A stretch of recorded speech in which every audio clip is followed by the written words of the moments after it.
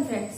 तो हम लोग पढ़ रहे थे जनरल ऑर्गेनिक केमिस्ट्री और उसमें हम लोगों ने कवर अप किया था हाइब्रिडाइजेशन को, उसके बाद इंडक्टिव इफेक्ट देखा था और आज हम देखेंगे रेजोनेंस। ठीक है, तो आज का हमारा टॉपिक है रेजोनेंस। क्या है आज का टॉपिक? रेजोनेंस। रेजोनेंस इफेक्ट या इसी को हम लोग बोलते हैं मेसोमेरिक इफेक्ट। मेसोमेरिक इफेक्ट, और इसे हम रिप्रेजेंट करते हैं एम से और इसे हम रिप्रेजेंट करते हैं आर से। ठीक है, ये बात क्लियर हो गई। तो उससे पहले हम लोग एक टर्म देखेंगे जो कुछ नहीं, वो बहुत ही इजी है। वो ये है टाइप्स ऑफ डबल बॉन्ड।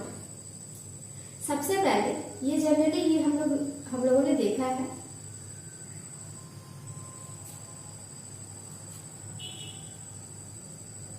ठीक है, ये हम लोगों ने इस तरह के डबल बॉन्ड हम लोग काफी फेमिलियर है इस टाइप के डबल बॉन्ड से। ठीक है, दूसरा टाइप की डबल बॉन्ड है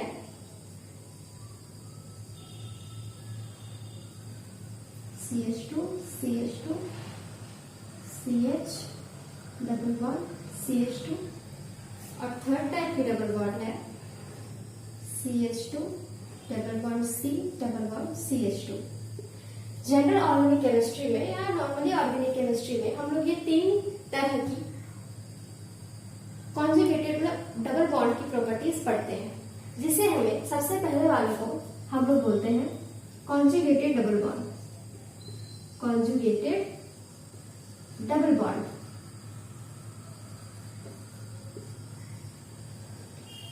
दूसरे वाले को हम लोग बोलते हैं isolated double bond. Isolated double bond. और थर्ड वाले को हम लोग बोलते हैं क्यूमुलेटेड डबल बॉन्ड। ठीक है, ये three types of double bond हम लोग जनरली देखते हैं कोई भी ऑर्गेनिक केमिस्ट्री को जब हम लोग स्टडी करने जाते हैं। ठीक है, तो मेरे कहने का मतलब ये है कि हम लोग जब सेकेंड और थर्ड पे आते हैं तो हम लोग जनरली देखते हैं, हम लोग अगर नॉर्मली देखो तो रेजोनेंस हम लोगों को सिर्फ इस फर्स्ट वाले जो कॉन्जुगेटेड डबल बॉन्ड है, कॉन्जुगेटेड का मतलब हुआ एक डबल बॉन्ड फिर सिंगल बॉन्ड फिर डबल बॉन्ड फिर सिंगल बॉन्ड, इस टाइप में अगर कुछ कंपाउंड मिल गए तो वो इस तरह से होंगे double bond single bond double bond single bond, मतलब अल्टरनेट। हमें अल्टरनेट डबल बॉन्ड और सिंगल बॉन्ड ढूंढना है। जहां पे alternate double bond single bond होंगे तो वहां पे हमें ये जो रेजोनेंस की प्रॉपर्टी है, ये जो रेजोनेंस है, ये हमें मिलते हैं। रेजोनेंस कह लो, फिर इसे हम लोग कॉन्जुगेशन भी बोलते हैं, इसे हम डीलोकलाइजेशन भी बोलते हैं, डीलोकलाइजेशन भी बोलते हैं, या फिर इसे हम मेसोमेरिक कहते हैं।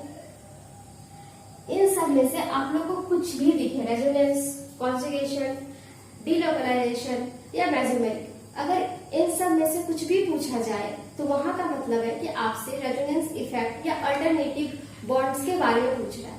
जहां भी अल्टरनेटिव बॉन्ड्स दिखे तो वहां पे रेजोनेंस पॉसिबल है।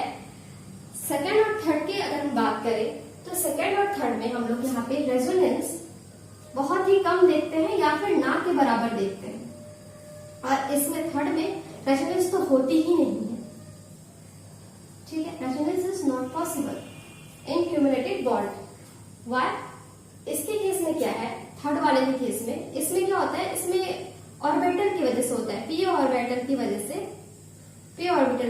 से यहाँ पे हमारा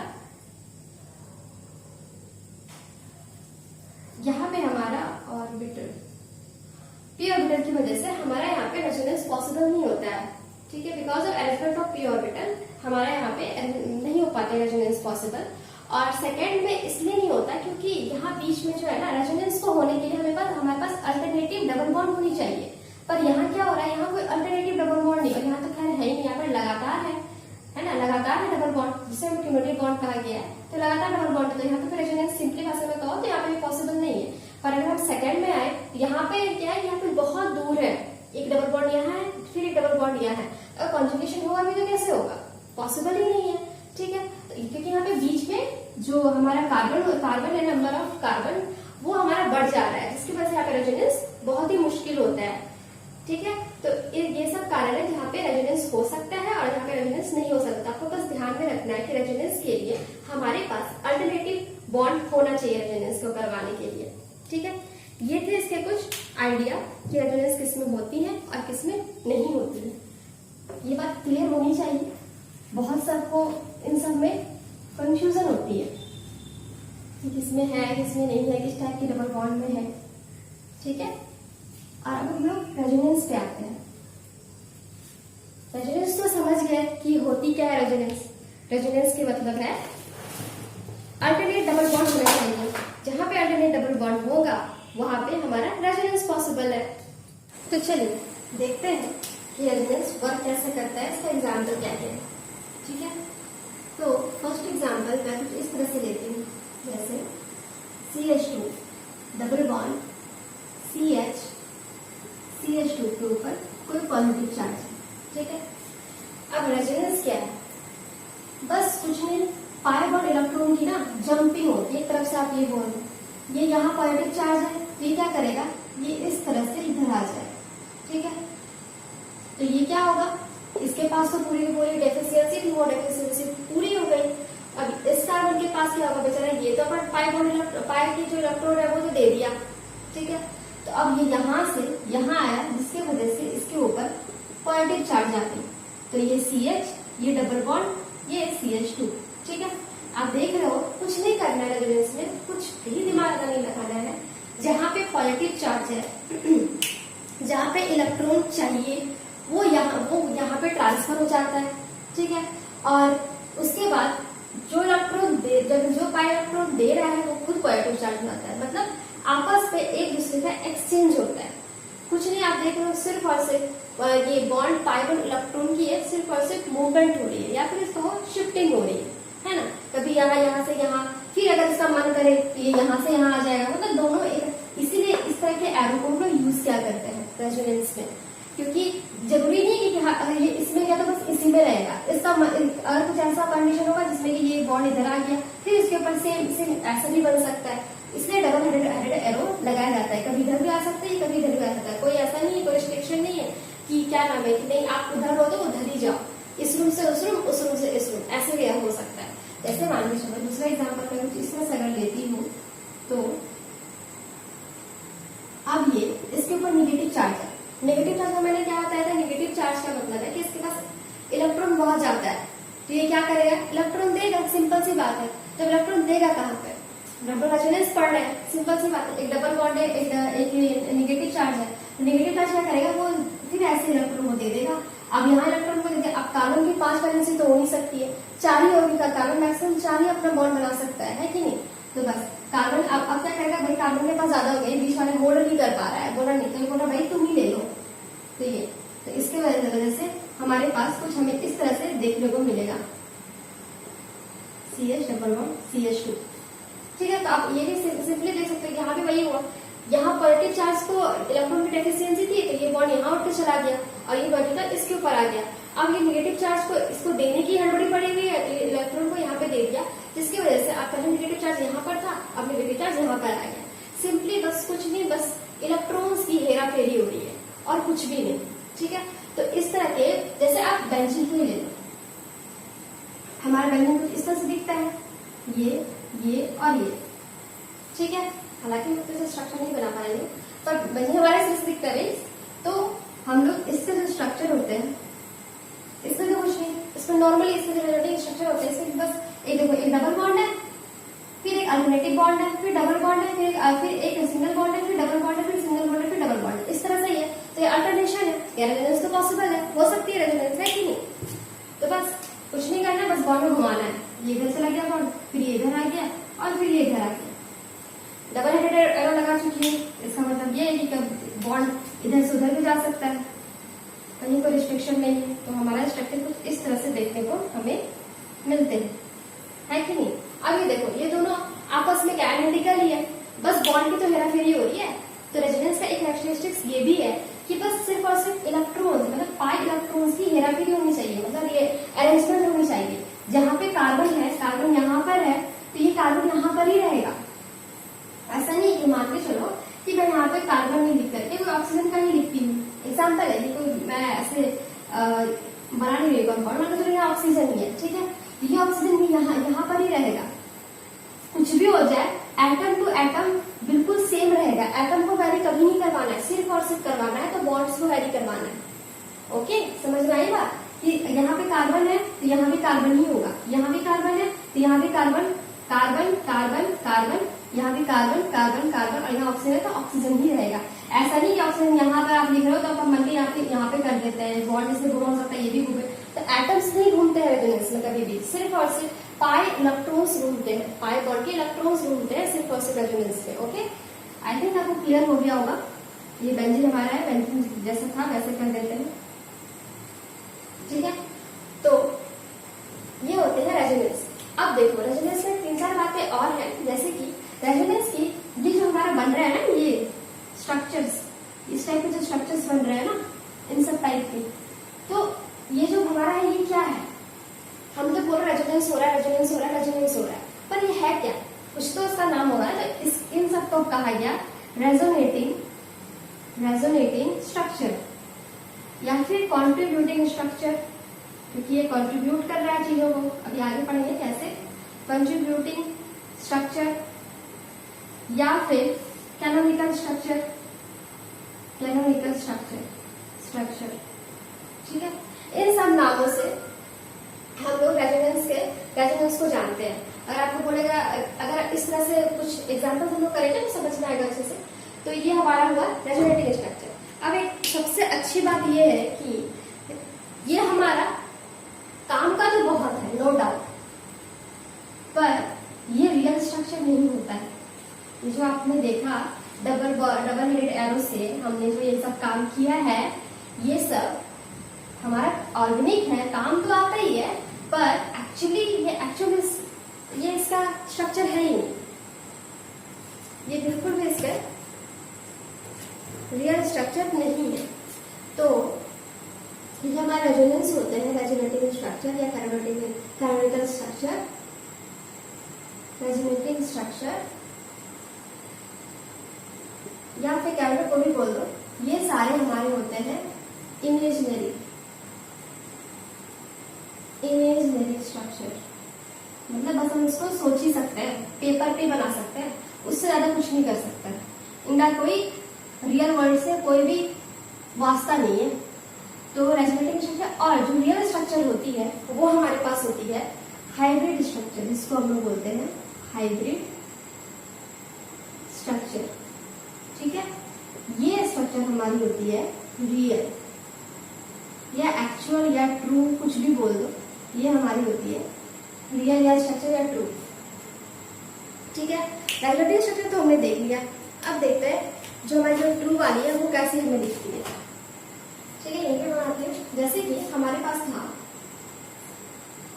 CH2 double bond, CH2 positive charge, और हमारे पास जो रेजोनेटिंग स्ट्रक्चर इसके दो मिले थे वो कुछ इस तरह से मिले थे, CH2 positive charge, CH double bond.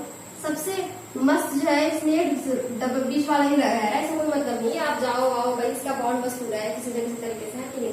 चलो ठीक है, तो ये हमारे हो गए रेजोनेटिंग स्ट्रक्चर, ये दोनों, ठीक है। तो अब इनको क्या करना है, इनका जो हाइब्रिड स्ट्रक्चर है वो कुछ इस तरह से दिखते हैं, वो कुछ इस तरह से दिखते हैं, CH2 CH2 हमारे कुछ इस तरह से दिखेंगे, ये रेजोनेटिंग स्ट्रक्चर है।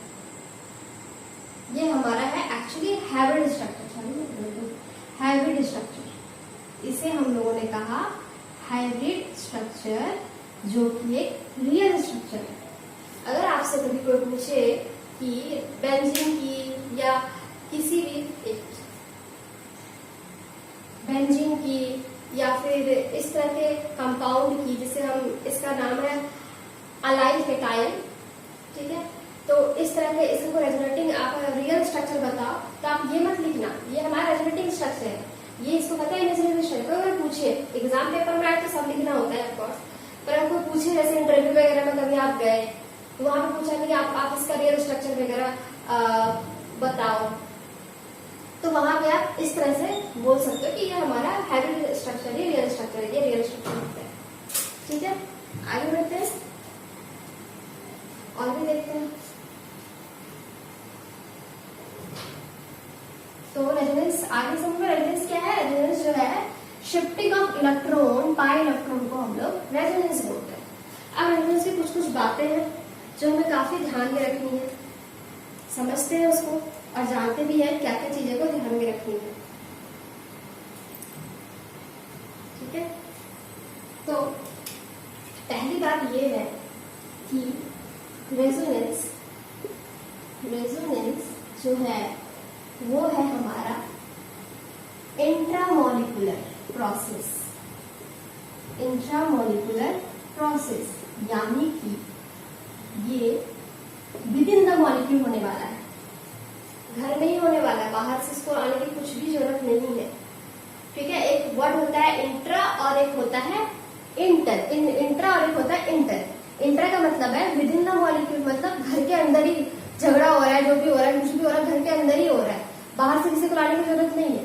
पर इंटर का मतलब होता है बाहर से कोई लड़ने के लिए आ रहा है। जैसे कि एग्जाम्पल आप ले लो, आपके स्कूल में होता होगा, स्कूल कॉलेज में होती है कॉम्पिटिशन वगैरह, क्या कोई भी कॉम्पिटिशन होता है, तो वहां पे जैसे आप अगर एक ही स्कूल में हो रहा है तो हम लोग बोलते हैं ना कि ये हुआ इंटर स्कूल कॉम्पिटिशन चल रहा है। और जब बाहर से कोई जैसे डीपीएस वर्सेस डीएवी हो गया तो हम लोग बोलते हैं ना ये तो इंट्रा स्कूल कॉम्पिटिशन चल रहा है। तो भाई ये इंट्रा का मतलब है विद इन द मॉलिक्यूल, मतलब मॉलिक्यूल के अंदर ही सब कुछ हो रहा है, बाहर से किसी की कुछ भी पार्टिसिपेट नहीं हो रही है। जैसे एग्जाम्पल था ना हमारा, जैसे हमारा एग्जाम्पल जैसे थे CH2 double bond CH CH2 minus. ठीक है, इसको लेके चलता है। तो यहाँ पे क्या है, यहाँ पे जब हम लोग बनाते हैं इसके तो इस तरह से हमें बनते हुए दिखते हैं कि नहीं, CH2 minus CH double bond CH2 हमें कुछ इस तरह से मिलता है। तो आप देख रहे हो कुछ बाहर की तो जरूरत ही नहीं है, अंदर ही सब कुछ चल रहा है इनका, बाहर से किसी की जरूरत नहीं है इन्हें। तो इसे हम लोग बोलते हैं इंट्रामोलिकुलर प्रोसेस। ठीक है, ठीक है।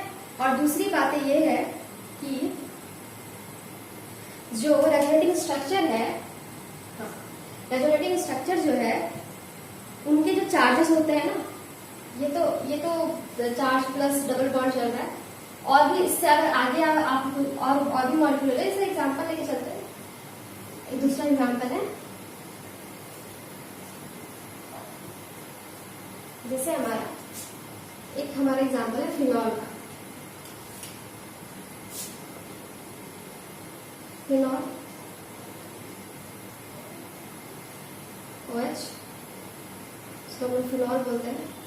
जब हम इसकी रेजोनेटिंग स्ट्रक्चर बनाते हैं, इसके पास लोन पेयर होता है, तो रेजोनेटिंग आगे देखेंगे जब टाइप्स ऑफ रेजोनेटिंग स्ट्रक्चर पढ़ेंगे। तो ये हमारा कुछ इस तरह से बनता है, डबल बॉन्ड H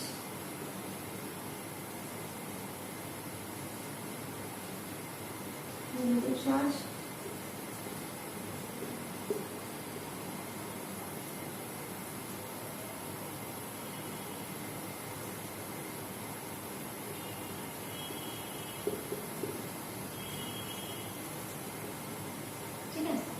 ये हमारा कुछ इस तरह से बनता है।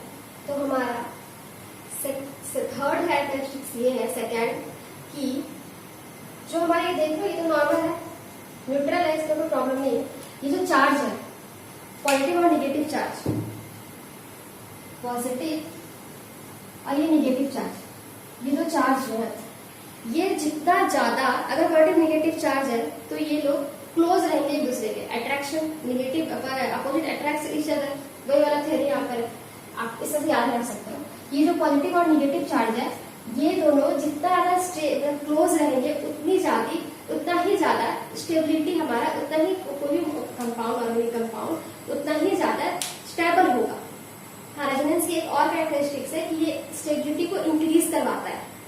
ठीक है, तो ये मैं इसीलिए मैं बोल रही हूँ, जितने अगर पॉजिटिव और निगेटिव चार्जेस हैं, अगर अलाइक चार्जेस है, मतलब दो अगर डिफरेंट डिफरेंट चार्जेस है तो उनका जो सेपरेशन होगा वो लो होना चाहिए।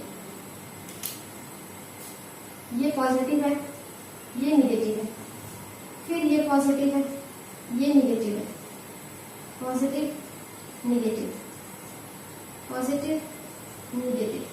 मैं ये बोल रही हूँ इनके बीच का जो डिस्टेंस है ना पॉजिटिव निगेटिव का, वो हमेशा क्लोज होना चाहिए, ऑलवेज ऑलवेज क्लोज होना चाहिए, ताकि ये हेल्प कर सके स्टेबिलिटी को इंक्रीज करने में। ठीक है, चार्ज सेपरेशन अगर इंक्रीज करता है, जैसे पॉजिटिव निगेटिव आप देख रहे हो ये धीरे धीरे करके बढ़ते जा रहा है, ठीक है, तो इसके वजह से क्या होती है, जो कंपाउंड जो मॉलिक्यूल जो स्टेबिलिटी होती है ना, मतलब पोटेंशियल एनर्जी जो होती है, एनर्जी, ठीक है, वो इंक्रीज करती है। और अगर कोई भी कंपाउंड का जिसकी ज्यादा एनर्जी होती है वो हाईली अनस्टेबल होता है। इसकी वजह से चार्जेस को, चार्ज सेपरेशन हमारा लो होना चाहिए। अगर चार्ज सेपरेशन लो रहेगी, पॉजिटिव और निगेटिव की दो अपोजिट चार्जेस अगर लो रहेंगे तो उसकी वजह से क्या होगा कि इनके बीच जो स्टेबिलिटी, जो पोटेंशियल एनर्जी है वो डिक्रीज करेगी। ठीक है, जब डिक्रीज करेगी तो स्टेबिलिटी तो उसकी वजह से ज्यादा होगी। तो ये मैं ये कहना चाह रही हूँ कि पॉजिटिव और निगेटिव चार्जेस हुए तो उनको हमेशा हम लोगों को क्लोज रखना है। ठीक है, और इसके ही जस्ट अपोजिट, अगर कोई पॉजिटिव चार्ज वाले हैं, ठीक है,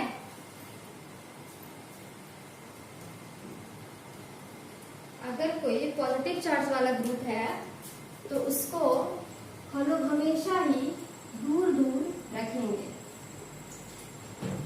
जितना दूर होगा सेहत के लिए उतना अच्छा होगा, हमेशा दूर दूर उसको रखना है। ऑलवेज, ये वाला ऑलवेज स्टे फार, ऑलवेज स्टे फार, हमेशा दूर रहना है। इधर से इधर आ रहे हैं तो क्या हो रहा है, पोटेंशियल एनर्जी इंक्रीज कर रही है, हाँ, जिसकी वजह से स्टेबिलिटी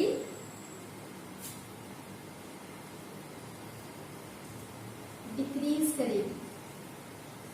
ठीक है, ऊपर से नीचे आ रहे हैं क्योंकि ये दोनों पॉजिटिव चार्ज है और पॉजिटिव चार्ज में तो ज्यादा करेगी, जब रिपेल करेगी तो एनर्जी हाई हो जाएगी। और जब कोई भी मॉलिक्यूल रिपेल करता है इसकी क्या होता है, स्टेबिलिटी तो होती है उसके अंदर, है कि नहीं। तो वैसे ही पोटेंशियल एनर्जी इसकी इंक्रीज कर जाएगी, जिसकी वजह से इसकी स्टेबिलिटी डिक्रीज कर जाएगी। तो हमें इस बात का ध्यान रखना है।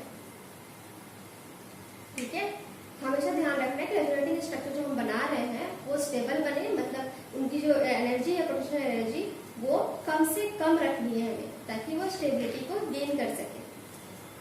ठीक है, ये कुछ बातें हैं जो हमें रेजोनेंस के बारे में ध्यान रखना है बनाते हैं रेजोनेटिंग स्ट्रक्चर को, या फिर आपके पास क्वेश्चन आए तो इन सब चीजों को आपको पता होना चाहिए, कैसे स्टेबिलिटी को डिसाइड